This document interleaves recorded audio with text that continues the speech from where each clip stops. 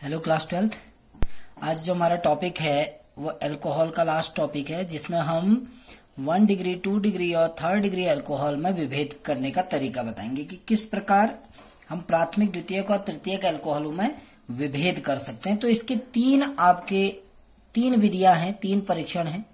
पहला जो आता है वो आता है आपका ऑक्सीकरण विधि, यानी ऑक्सीकरण विधि द्वारा आप 1 डिग्री 2 डिग्री और 3rd डिग्री अल्कोहल में विभेद कर सकते हैं, जो मैं पिछले टॉपिक में पढ़ा चुका हूं, जिसमें हमने कहा कि 1 डिग्री अल्कोहल को जब हम ऑक्सीकृत करते हैं तो अंत में आपको कार्बोक्सिलिक अम्ल मिलता है, आपको अंत में कार्बोक्सिलिक एसिड मिलता है, जिसमें कार्बन की संख्या समान होती है। यानी अगर यहाँ n कार्बन है तो इधर भी आपके n कार्बन होंगे, कार्बन की संख्या में कोई भी अंतर नहीं आता है। लेकिन 2 डिग्री अल्कोहल यदि हम 2 डिग्री अल्कोहल का ऑक्सीडेशन करते हैं तो भी हमें अंत में कार्बोक्सिलिक एसिड मिलता है।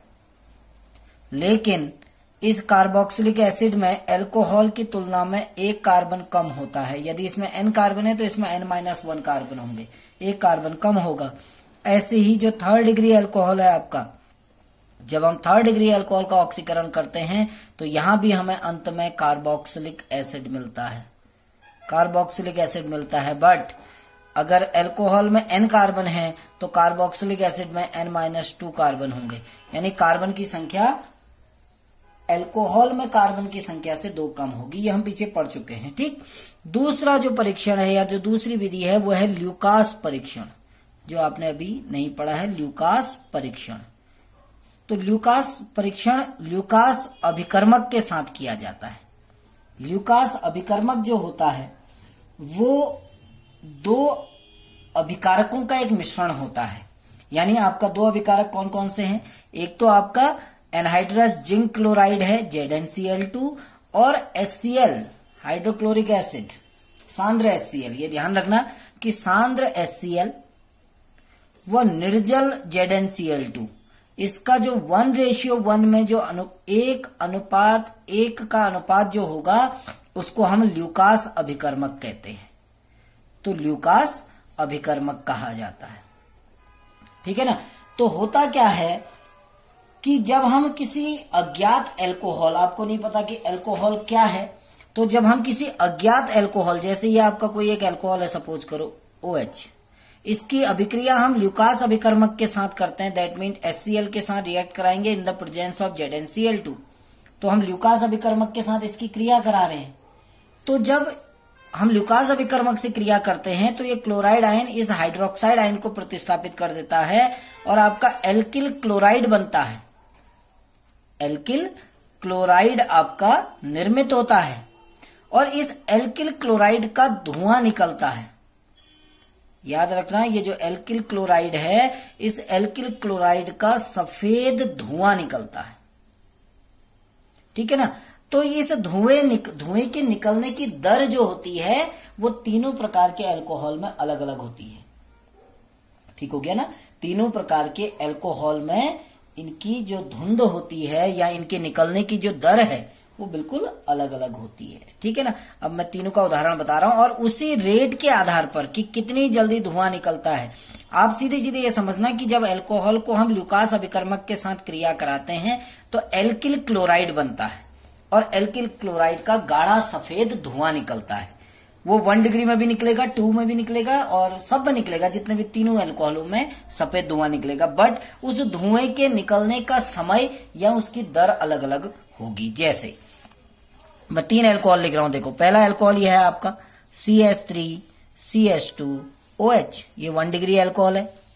ये आपका 2 डिग्री अल्कोहल है, देखिए CH3CH3OH, ये आपका 2 डिग्री अल्कोहल है। और ये आपका 3rd डिग्री अल्कोहल है, CH3C, एंड OH, ये 3rd डिग्री अल्कोहल है।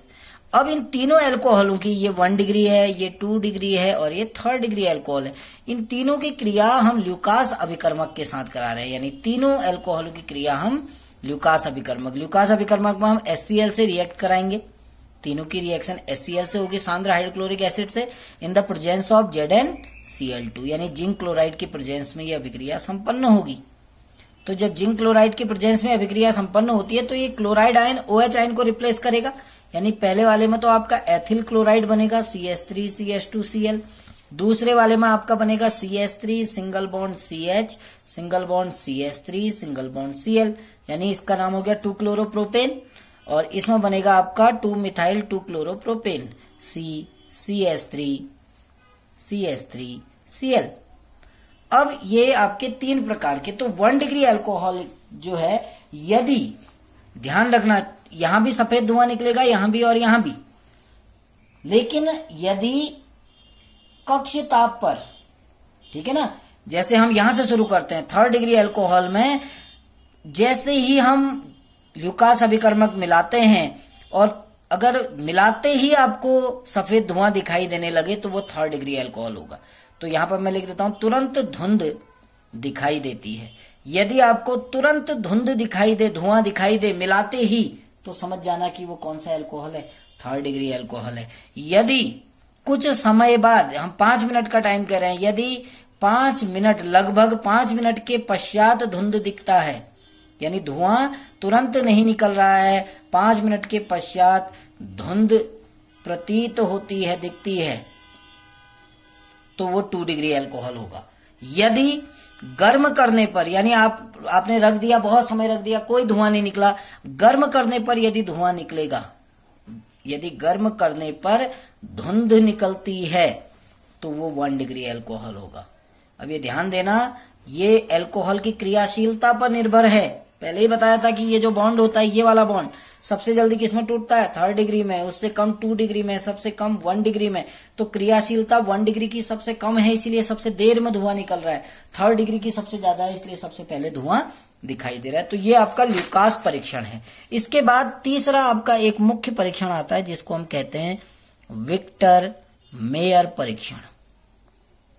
विक्टर मेयर परीक्षण, रंग परीक्षण भी कहते हैं इसको। ये रंग के आधार पर विभेद करने का एक तरीका है, ठीक है ना। अब इसमें बहुत सारे स्टेप हैं, मैं आपको इसको एक डायग्राम से, आपको एक रिएक्शन के चार्ट के आधार पर बताता हूं कि कैसे क्या क्या करते हैं, ठीक है ना।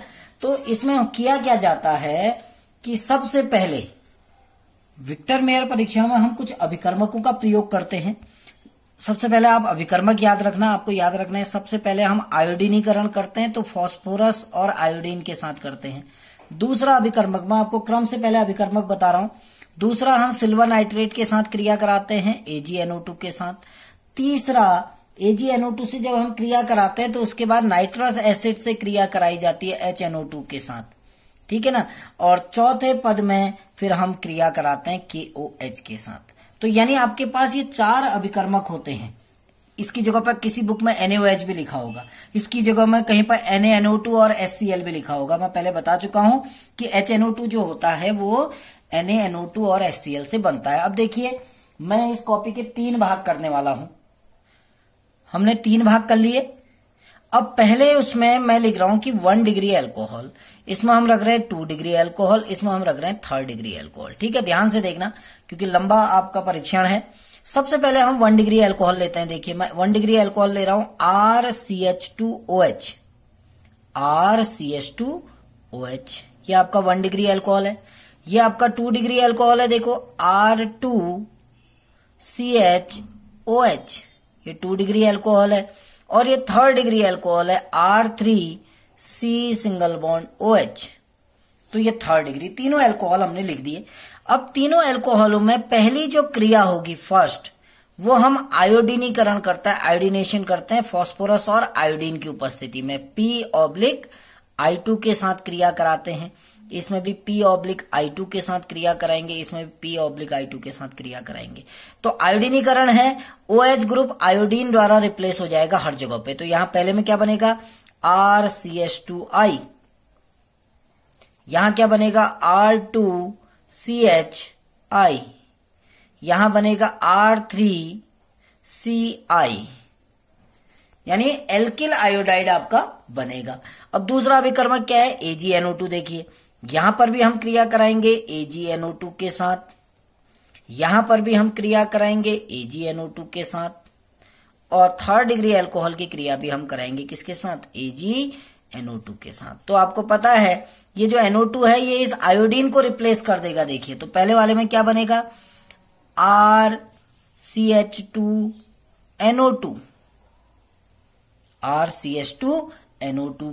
दूसरे वाले में क्या बनेगा, R2CHNO2, और तीसरे वाले में क्या बनेगा, R3CNO2। ठीक हो गया। तो आपका NO2 ग्रुप आ गया, यानी नाइट्रो एल्केन बना। सामान्यतया इनको हम नाइट्रो एल्केन कहते हैं। अब हम अपना अगला अभिकर्मक लेते हैं, क्या है, HNO2। तो प्रत्येक की अभिक्रिया हम HNO2 से कराते हैं, तीनों की अभिक्रिया, यानी 1 डिग्री, 2 डिग्री और 3rd डिग्री। इसको हम HNO2 को मैं लिख देता हूं HONO, ये HNO2 ही है, HONO। इसकी क्रिया भी HNO2 से करा रहे हैं। अब होगा क्या, देखिए, अब इसको ध्यान से देखना। यहां पर जब हम HNO2 से क्रिया कराते हैं तो होता क्या है, देखिए यहां से 2 हाइड्रोजन निकलते हैं, यहां से एक ऑक्सीजन निकलता है, तो जल का एक अणु बाहर हो जाएगा। जल का एक अणु बाहर हो गया, H2O। हमारा यौगिक क्या बना, R सिंगल बॉन्ड C। अब यहां केवल सिंगल बॉन्ड रह गया, यानी खाली कार्बन रह गया, क्योंकि ये CH2 था। ध्यान देना, ये CH2 था। अब यहां पर 2 हाइड्रोजन निकल गए तो डबल बॉन्ड आ गया, डबल बॉन्ड NOH। देखिए NOH, सिंगल बॉन्ड इधर आपका बना NO2। यहां क्या होगा, देखिए यहां पर एक हाइड्रोजन है केवल, और यहां से OH ग्रुप बाहर हो गया, तो आपका H2O बाहर हो गया, जल का एक अणु एलिमिनेट हो गया। और जब H2O एक जल का अणु बाहर हो जाएगा तो यहां पर क्या बनेगा, अब यहां से एक ही हाइड्रोजन निकला है, देखिए तो सिंगल बॉन्ड ही रहेगा। 2 हाइड्रोजन निकलते डबल बॉन्ड आता, एक हाइड्रोजन निकला है तो सिंगल बॉन्ड। आपका कंपाउंड क्या बनेगा, R2 single bond C single bond N double bond O, और यहां पर आपका NO2 ग्रुप आ जाएगा। जबकि यहां कार्बन के साथ कोई हाइड्रोजन नहीं है तो यहां कोई रिएक्शन नहीं होती है, इसीलिए हम लिख देते हैं नो रिएक्शन, यानी 3rd डिग्री अल्कोहल HNO2 से रिएक्ट नहीं करता है। अब ये तो आपका जो यौगिक बना पहले में, इसको नाइट्रोलिक अम्ल कहा जाता है, इसको कहा जाता है नाइट्रोलिक अम्ल। और जो दूसरा यौगिक ये बना है इसको स्यूडो नाइट्रोल कहते हैं, छद्म नाइट्रोल, इसका नाम है छद्म नाइट्रोल, और यहां रिएक्शन नहीं हुई। अंतिम अभिकर्मक हमको पता है KOH है, तो इन तीनों की अभिक्रिया हम KOH से कराते हैं, KOH। जब KOH से क्रिया कराई जाती है तो यदि, आप ध्यान देना, यदि गाढ़ा लाल रंग आता है, गाढ़ा लाल रंग, खून के जैसा गाढ़ा लाल रंग आएगा तो वो 1 डिग्री अल्कोहल होगा। यदि नीला रंग आएगा, नीला रंग, तो वो 2 डिग्री अल्कोहल होगा। यदि अल्कोहल रंगहीन ही रहा, क्योंकि यहां क्रिया नहीं हो रही है तो रंगहीन रहेगा, तो वो 3rd डिग्री अल्कोहल होगा। तो ये अल्कोहलों में विभेद का एक विक्टर मेयर परीक्षण था। नेक्स्ट हम टॉपिक में फिनॉल को स्टार्ट करेंगे। Thank you.